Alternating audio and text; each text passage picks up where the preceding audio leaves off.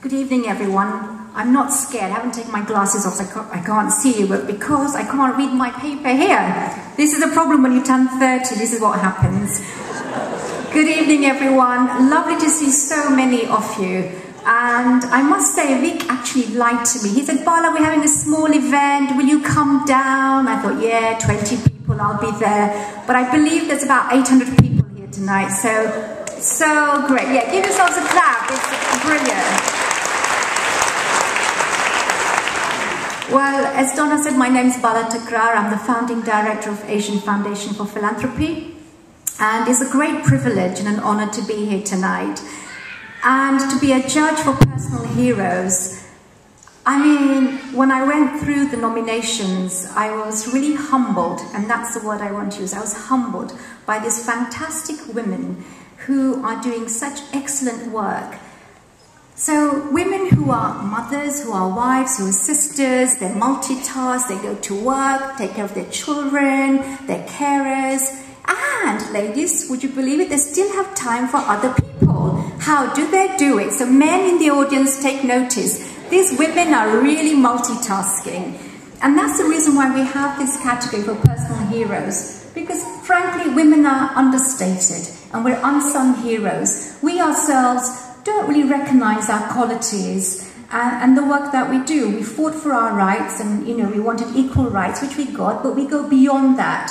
So this is a day to celebrate some of those opportunities and strengths. Now, when I was looking at all the nominations and some of the qualities that were coming out was determined, caring, strong, sharing, selfless, courageous, brave, and the list went on. So as three of us doing the shortlisting for this category, we had a really tough job.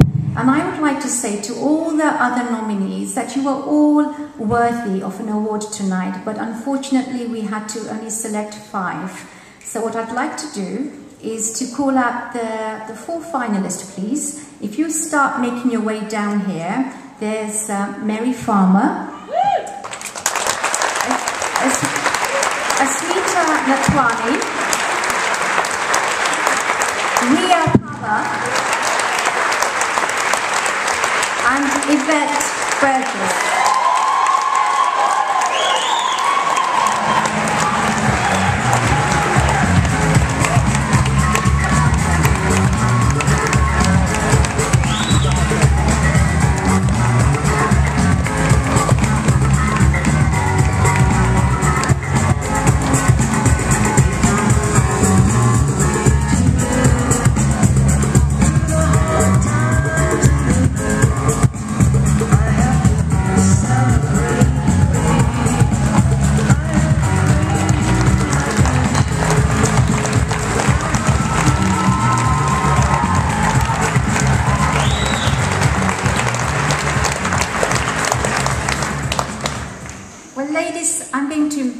You and say some few good words about you. Mary Farmer, at the tender age of 85, still has time and energy and determination to help out at the over 60s club. What she calls, she goes to help the old folk. So she's obviously very, very young. I mean, Mary, I hope when I'm your age, I have that energy and selfless notion of helping others and supporting others. And also Mary has been a long life support of Salvation Army. So Mary, thank you very much.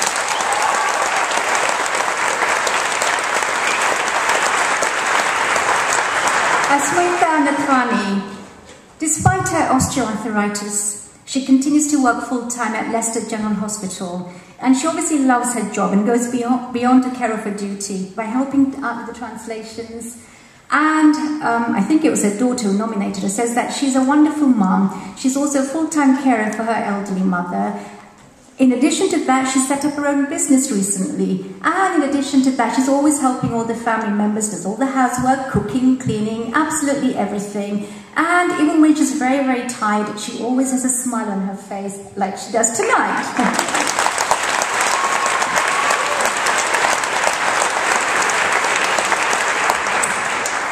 Ria, lovely, active, intelligent young woman, recently became disabled and now she's has to permanently use a wheelchair. Despite all those challenges and now having to make different life choices, she has not lost her heart or her determination. In fact, it's made her even more determined, and she has found a voice, and she belongs to the Forum for Disabled Children and Young People. She participates in the meetings with the policy makers and decision makers. And let me take you, it takes courage to go to these meetings and voice your opinion and be assertive. So Ria is doing it. Ria, you're a role model for all young people, able-bodied and disabled.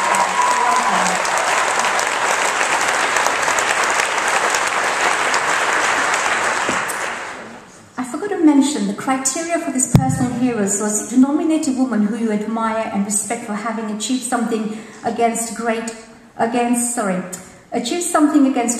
all odds. Now here's Yvette Burgess. She was at university studying for her degree, and unfortunately she had a rare form of cancer.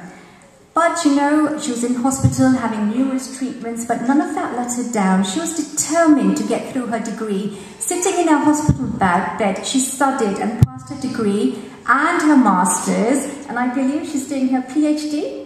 I mean really, my God.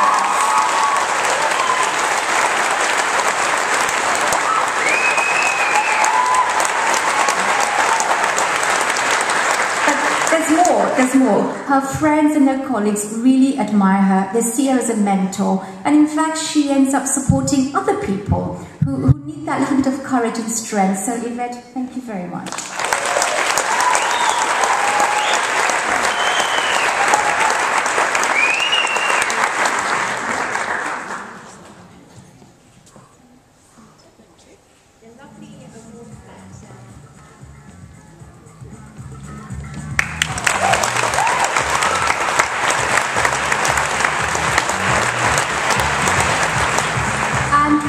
Overall winner, her name is Anne Cousins.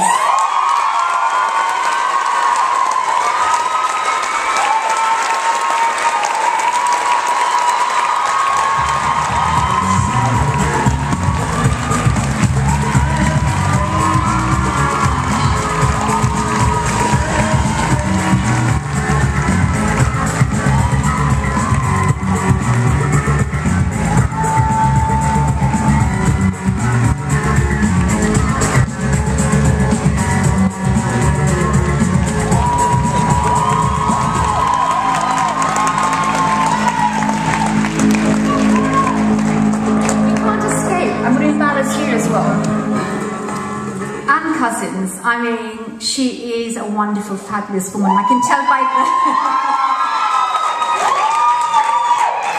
the... Anne was described as mum in a million, and I think that in itself speaks volumes, right?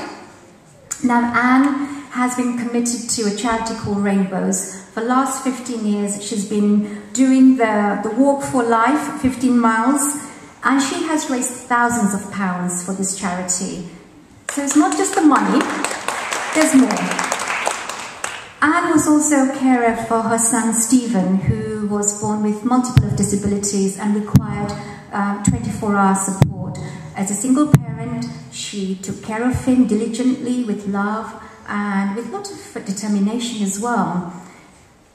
And Rainbows also gave her and her family a lot of support. But sadly, Stephen passed away last year, aged 19. And for any mother, that's a real blow. But she carried on, she had determination, and then another tragedy struck her. A few months later, her mother passed away. Her mother was a great source of support for Anne and her two sons, Jordan and Stephen. So, second tragedy, but this woman continues. She continues with her determination and her love for the charity, and more walking, more raising of money. Then she herself was struck down with lung cancer in August. And she's agreed for me to share these personal stories about her. And I think the reason is that when you see somebody so wonderful like this, it actually gives us determination and courage to continue with life and to support others. So despite having all these hospital treatments and challenges, she decides to continue walking. So she takes up the challenge again this year to do her 15 miles. But she was very weak, very tired. In order not to be beaten by this, she actually buys a bicycle and does her 15 miles. And then